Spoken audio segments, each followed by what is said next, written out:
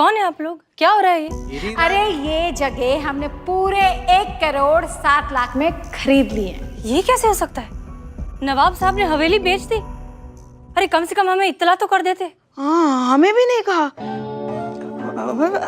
हम सबको नहीं कहा। कह दो कि ये झूठ है, झूठ है। ये काटता तो नहीं है? लग रहा है। बिल्लू तुम चुप रहो। और नवाब को तो हम देखते हैं, बिना किसी नोटिस के, बिना किसी मैसेज के कैसे हवेली बेच सकते हैं। हम क्या करेंगे यहाँ पे? आप संतू तुम फोन लगाओ, नवाब साहब को बात करते हैं उनसे। जी मैडम। हम लगाएं क्या फोन? वो लगा रही हैं। हाँ हाँ हाँ। पुष्पा जी।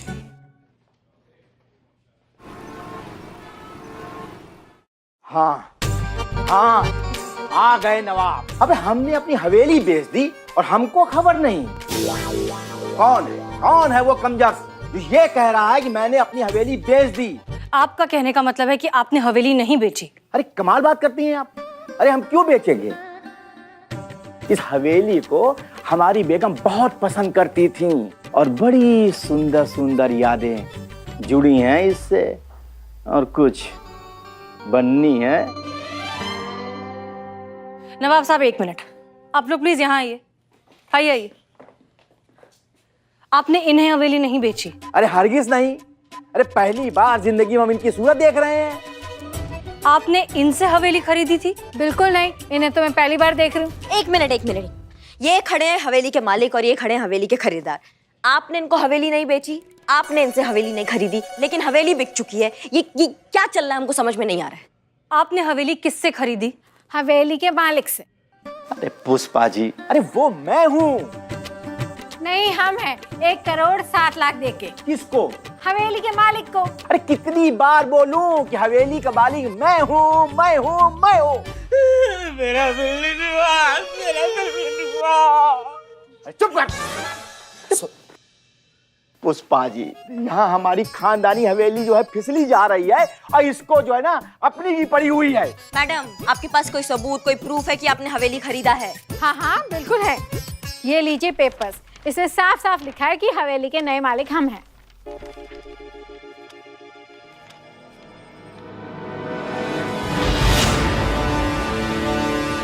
ये क्या है? क्या हुआ मैडम सर? विटनेस की जगह पर हमारा और करिश्मा सिंह का नाम लिखा है। हाँ? क्या? हमारा? ये क्या कह रही हैं आप?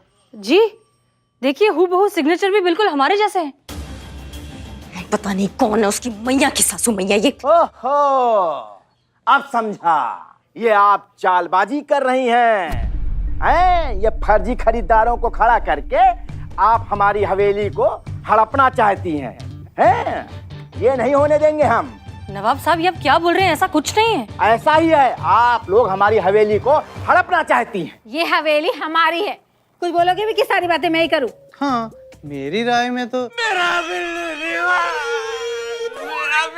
अब चुप करो बिल्लू।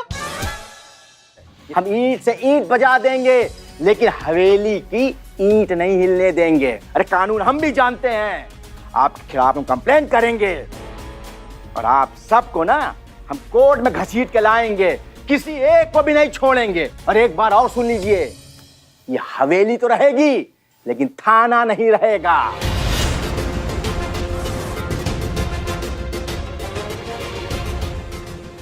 समझे ना? तैयार हो जाइए आप लोग। नवाब साहब, लेकिन मेरा बिल्ली निवास।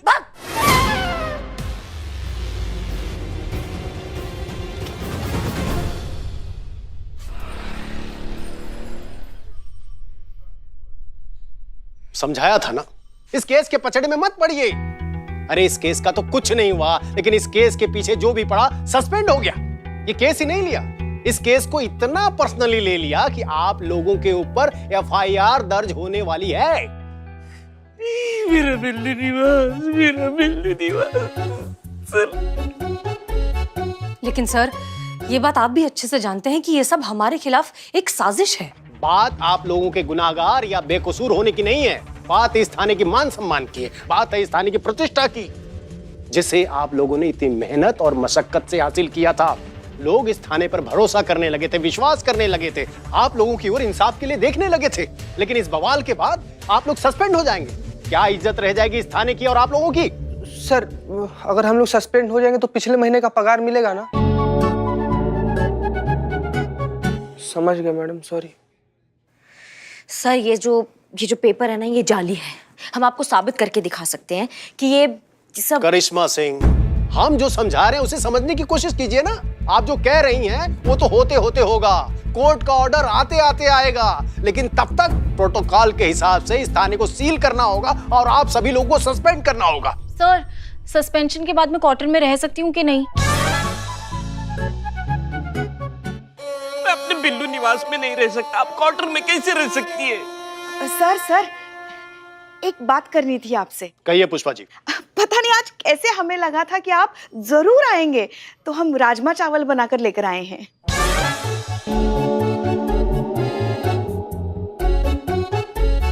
पुष्पा जी, आज हम बहुत गुस्से में हैं। ओहो, तो मतलब आपका मन नहीं है आज राजमा चावल खाने का?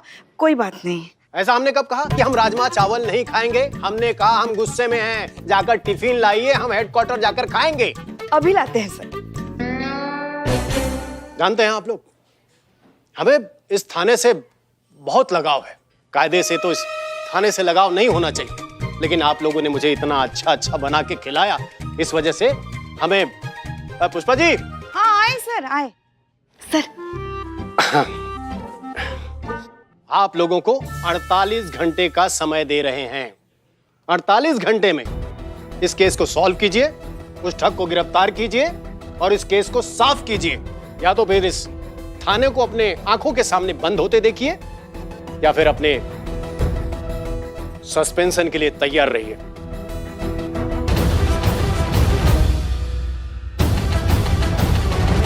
जय हिंद सर। जय हिंद।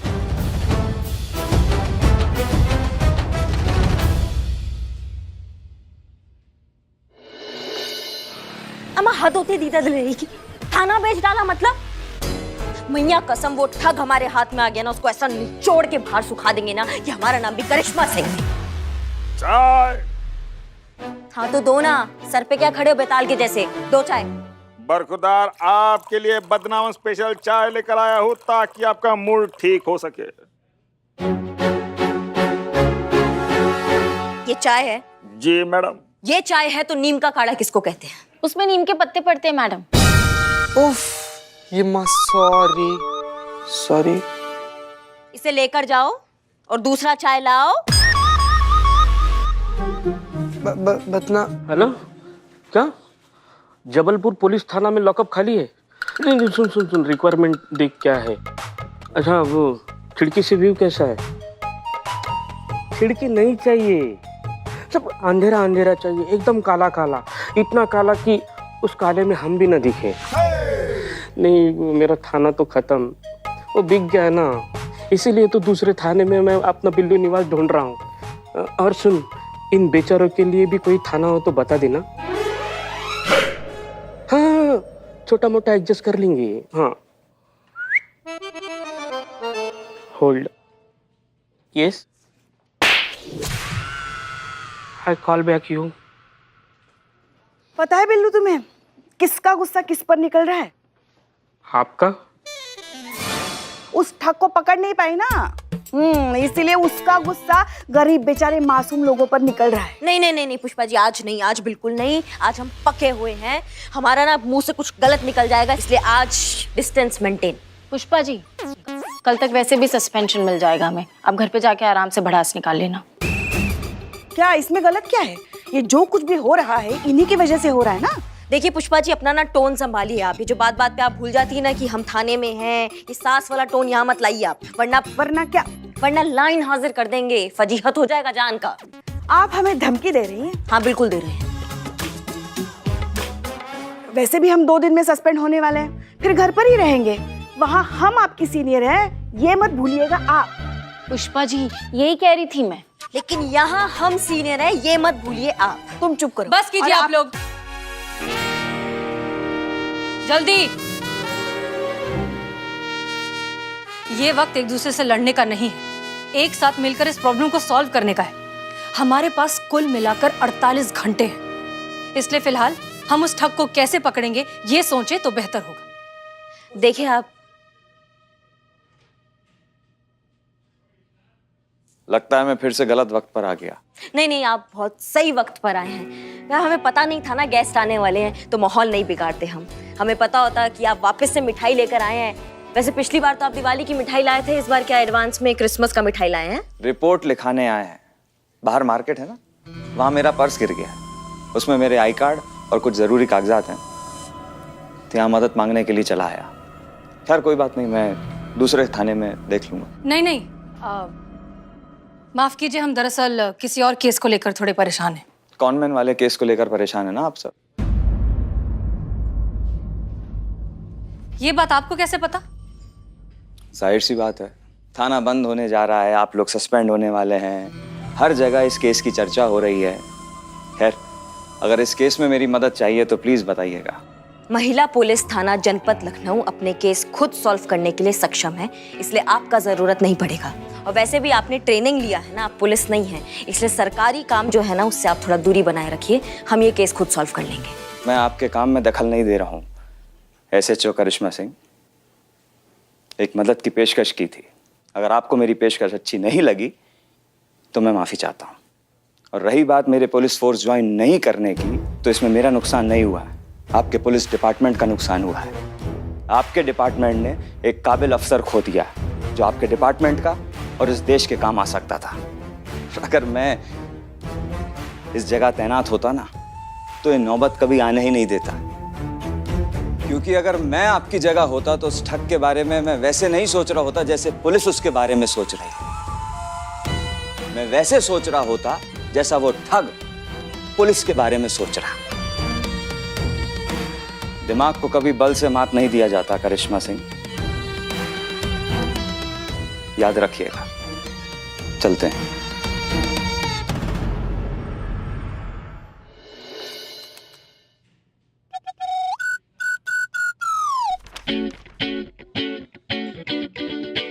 क्या लग रहा है संतोष जी, किस उधेड़ बुन में उलझे हुई है मैडम सर? प्लानिंग चल रही है चीती। कैसे प्लानिंग? कैसा राक्षस आदमी। सुनो, मैडम सर जानती है कि अभी सबकी नौकरी जाने ही वाली है, तो क्यों ना शादी करके सेटल हो जाए। सुनो तो सही पुष्पा जी, मैडम सर की अम्मी ने मैडम सर को फोटोज भेजे लड़कों की। मैडम सर शॉर्टलिस्ट कर रही है, उन्हीं में से किसी एक के साथ अपना घर बसा लेंगी। संतु जी, वह क्या दूर की कौड़ी है आप, मतलब क्या मस्त आइडिया पता चला आपको। आप ऐसा काहे नहीं सोचती हैं? कोई अच्छा लड़का मिले तो ना चीते। पानी पिल्लू जी। जहर? दंत राक्षस, ज्यादा ना मुंह मत फाड़ो, हमारा तो खाली नौकरी जाएगा, तुम्हारा तो आसियाना उजड़ने वाला है बाबू। ले ले, ले। मेरा बिल्कुल निवास, मेरा घर, मेरा आशियाना। हो गया आप लोगों का? करिश्मा जी कहाँ है? वो रिकॉर्ड रूम में है। अच्छा, बुलाइए उन्हें और चलिए जरा चाय पी कर आते हैं। चाय? जी आइए आइए।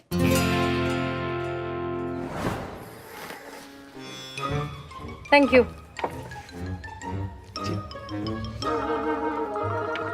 पुष्पा जी, कितना टाइम बचा है? तकरीबन 40 घंटे। अब हमें जो कुछ भी करना है इन्हीं 40 घंटों में करना पड़ेगा मैडम सर। वैसे तो हम इस बात का जवाब जानते हैं, फिर भी आप सबसे एक बार पूछना चाहते हैं, क्या आप लोग हैं हमारे साथ? Yes madam sir.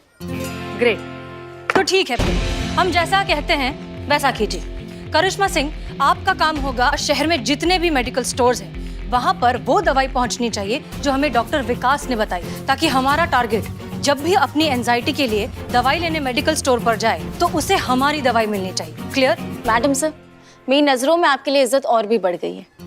क्यों? क्योंकि आप इतनी अच्छी हैं। कौन मैन को पहले दवा देकर उसकी बीमारी ठीक करेंगी, जब वो ठीक हो जाएगा उसके बाद उसे पकड़ेंगी।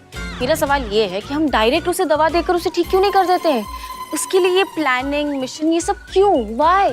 उफ, ये मासूमियत। संतु जी, आप हर चीज में पॉजिटिविटी ढूंढ लेती है ना। चुप करो। और तुम जड़ बुद्धि, हम दवाई देकर उस ठग का इलाज नहीं कर रहे हैं बल्कि उसे पकड़ने की कोशिश कर रहे हैं। मैडम सर, आप बताइए आपका प्लान क्या है? Thank you Pushpa ji. Karishma Singh, yes madam. आप अपने सारे नेटवर्क्स एक्टिवेट कीजिए एंड मेक श्योर कि अगले 40 घंटों तक सिर्फ और सिर्फ हमारी दवाई हर मेडिकल स्टोर पर मिलनी चाहिए। हम दवाई का नाम आपको मैसेज कर रहे हैं। मैडम सर उससे क्या होगा? आप करिए तो, भरोसा रखिए, हम आपको बाद में बताएंगे। जय। चीता, उस डॉक्टर का नाम क्या है जिन्हें वो नागमणि बेची गई थी? डॉक्टर परवीन कुमार। बुलाइए उन्हें। जी मैडम सर। अरे वो होती है ना इच्छाधारी नागिन, कभी भी कोई भी रूप ले लेती है, ऐसे ऐसे जीभ निकालती है, लहराती है। समझी नहीं कुछ। एक सेकंड पुष्पा जी, हम समझाते हैं। अरे लहराती है। हाँ हाँ हाँ हाँ हाँ हाँ, ऐसा कुछ सुना था मैंने। है ना। हाँ वो लहराती है और मेकअप वगैरह करती है और उसकी आंखें एकदम बड़ी बड़ी होती है, ऐसी हरी हरी, और आंखों में बहुत सारा काजल भर के रखती है। अरे डॉक्टर साहब आई बैठिए बैठिए। अरे सर आप इधर बैठ जाइए, हम इधर बैठ जाते हैं। ठीक है बैठिए। आप जो हमको फोन पे कह रहे थे ना, हमको समझ नहीं आ रहा था। अच्छा कोई बात नहीं, अभी बता देते हैं। क्या है ना, क्या कैसी चल रही है तैयारियां? हाँ हम तैयार कर रहे हैं। नहीं गुड गुड, आप लोग अच्छे से सब कुछ समझ लीजिए, कोई भी कंफ्यूजन नहीं होना चाहिए। ये बहुत ही इंपॉर्टेंट मिशन है। ये सब क्या चल रहा है? आप लोग कंटिन्यू रखिए, आप हमारे साथ आइए। जी मैडम सर। हमें लगता है कि आनंद सही है। आपको भी यही लगता है कि अगर आनंद ने फोर्स ज्वाइन किया होता तो वो हमसे काबिल होता? नहीं, बात यहाँ काबिलियत या नाकाबिलियत की नहीं है, बात सही होने की है। और इस मामले में आनंद सही है कि हम उस शातिर ठग की तरह सोचने में एक कदम कहीं पीछे रह गए। मैडम सर मेहरबानी होगा कि आप साफ साफ हमें बताएं, क्योंकि गोलमोल बातें हमको समझ में नहीं आता, हमारे दिमाग में नहीं घुसता है। कुछ सोचा है हमने, उस पर काफी रिसर्च भी की और एक डॉक्टर से बात भी की है। ये देखिए, एक खास तरीके की दवाई होती है जिसका इस्तेमाल करने से इंसान को हेल्यूसिनेशंस होने लगते हैं, मति भ्रम, दिमागी वहम। पता है मैडम सर। ओके, इस दवाई का डोसेज इतना कम होता है कि इससे किसी भी तरीके का शारीरिक या मानसिक खतरा बिल्कुल नहीं है। इस दवाई का इस्तेमाल करते ही कुछ देर के लिए इंसान को वो सब दिखाई देने लगता है जो दरअसल है ही नहीं। असलियत और भ्रम के बीच का फासला खत्म होने लगता है। और हमें अपने शातिर ठग के साथ यही करना है, असलियत और भ्रम का ऐसा भंवर तैयार करना है जिसमें वो उलझ कर रह जाए। वो कैसे मैडम सर? हमारे टारगेट की परेशानी क्या है? ये कि जब उसके एंजाइटी इश्यूज, उसकी बेचैनी जरूरत से ज्यादा बढ़ जाती है तो वो उसे कंट्रोल नहीं कर पाता बिना दवाई के। और दवाई उसे कहाँ मिलेगी? मेडिकल स्टोर पर। हमें बस इतना करना है कि हमारे आसपास के जितने भी मेडिकल स्टोर्स हैं वहां पर एंजाइटी की दवाई की जगह वो दवाई पहुंचानी है जिसके बारे में अभी हमने आपको बताया।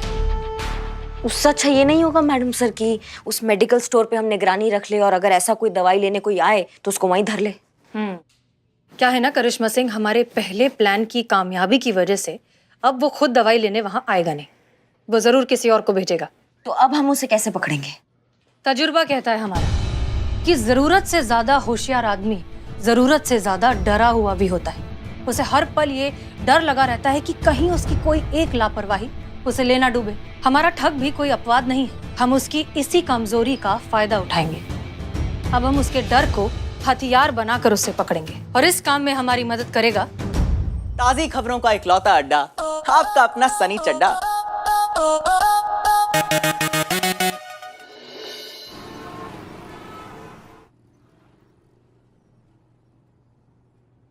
तो आइए आज हम सब स्वागत करते हैं अपने लाइव सेशन में डॉक्टर प्रवीण का, जो अपने साथ हुई बड़ी दिलचस्प घटना के बारे में हम सबको बताएंगे। जी प्रवीण जी बताइए। हाँ, हम पुलिस कंप्लेन वापस ले रहे हैं क्योंकि पहले हमें लगता था कि हमारे साथ ठगी हुई है और उसके बाद हमें इस नागमणि के नाम पे बेवकूफ बनाया गया है। हम ही तो बनाए थे। तो डॉक्टर ऐसा अचानक क्या हो गया कि आपने अपना माइंडसेट चेंज कर लिया और अपनी पुलिस कंप्लेन वापस ले ली? क्योंकि पहले मुझे लगा था कि मुझे धोखा दिया गया है, लेकिन कल रात कुछ ऐसा हुआ कि सब कुछ बदल गया। मैडम सर जितना कुछ बोल रहे हैं ना सब हम सिखाए हैं, अपने पर्सनली बैठा के A to Z सब सिखाए हैं। ऐसा क्या हुआ कल रात को? कल इस मणि से सफेद रंग की रोशनी निकली और हिम्मत करके जब हम आगे गए तो देखा। क्या देखा? नागिन, खूबसूरत नागिन निकली इस नागमणि से। पहले तो हमें अपनी आंखों पे भरोसा नहीं हुआ। हमको ऐसा लगा कि हम अपने दोनों आंखों से सपना देख रहे हैं, लेकिन वो सच में थी हमारे सामने साक्षात। संतोष जी, ये प्लान सक्सेस होगा ना, मेरा बिल्लू निवास बच जाएगा ना? चिंता मत कीजिए बिल्लू जी, अब तो फुटपाथ पे भी रह सकते हैं ना। लेकिन एक शर्त थी उसकी, जिसके पास वो नागमणि होगी वो उसे डस लेगी और मार देगी। यही नागलोक का सिद्धांत है। जिस किसी के पास वो नागमणि होती है, नागिन के आंखों में उसकी तस्वीर आ जाती है, और जब तक नागिन डस कर उसकी जान न ले ले, तब तक उसका बदला पूरा नहीं होता। बकवास कर रहा है, चांस ही नहीं है, हो ही नहीं सकता ऐसा। तो ये सब सुन के आपको डर नहीं लगा डॉक्टर? डर लगा ना, बिल्कुल लगा, लेकिन हम भी बहुत समझदार आदमी हैं। हमने इंटरनेट की सहायता ली और पूछा नागिन के प्रकोप से कैसे बचे। तो हमको पता चला कि जब तक नागमणि हमारे साथ है, नागिन भी कुछ नहीं कर सकती हमारा। लेकिन जैसे ही वो नागमणि हमारे पास से जाएगी, वो नागिन हमको ढूंढ के मार देगी। ये वाला लाइन भी हमें सिखाया था मैडम। आप जानते हैं ना कि आप क्या कह रहे हैं? This is 2020। आजकल तो लोग इन बातों पे मजाक बनाना भी आउटडेटेड समझते हैं, और हमारी जनता काफी स्मार्ट है, पढ़ी लिखी है। आई डोंट थिंक कि वो इन सब बातों को एक्सेप्ट करेगी या डाइजेस्ट कर पाएगी। नागिन, नागमणि, बदला, आई मीन कौन विश्वास करेगा इन सब बातों का? देखिए, हम भी एक डॉक्टर हैं और अंधविश्वास को कभी बढ़ावा नहीं देंगे। अब आपको मानना है मानिए, नहीं मानना है मत मानिए। पर डॉक्टर, आपको इस पॉइंट को प्रूव करने के लिए कुछ सबूत है भी या नहीं? सबूत है ना, आज रात वो हमसे मिलने आ रही है। किसने तुम्हारी बीन बजा दी जो तुमसे मिलने आ रही है? तो हम तो कहते हैं कि आप अपने रिपोर्टर दोस्तों को भी बोल दीजिए, तो वो आ जाएंगे और सारा सच का सच और झूठ का झूठ सामने आ जाएगा। तो हमारी जनता को आपके सबूत का बेसब्री से इंतजार रहेगा। मैडम सर, आपको लगता है ये ठगी इस तरीके के झांसे में आ जाएगा? आप ही तो कह रहे थे वो बहुत चालाक है, वो बहुत शातिर है, तो उसको ये चालाकी समझ में नहीं आएगा? वो झांसे में जरूर आएगा, क्योंकि हम उसके साथ वही कर रहे हैं जो वो लोगों के साथ करता आया है, नामुमकिन को मुमकिन बनाने का कर्तव्य। याद है क्या कहा था हमने? जितना ज्यादा होशियार उतना ज्यादा डरपोक। उसका डर उसे यहाँ खींच कर लेके आएगा, और अगर वो नहीं भी डरे तब भी क्यूरियोसिटी उसे यहाँ लेकर आएगी। पक्का? पक्का।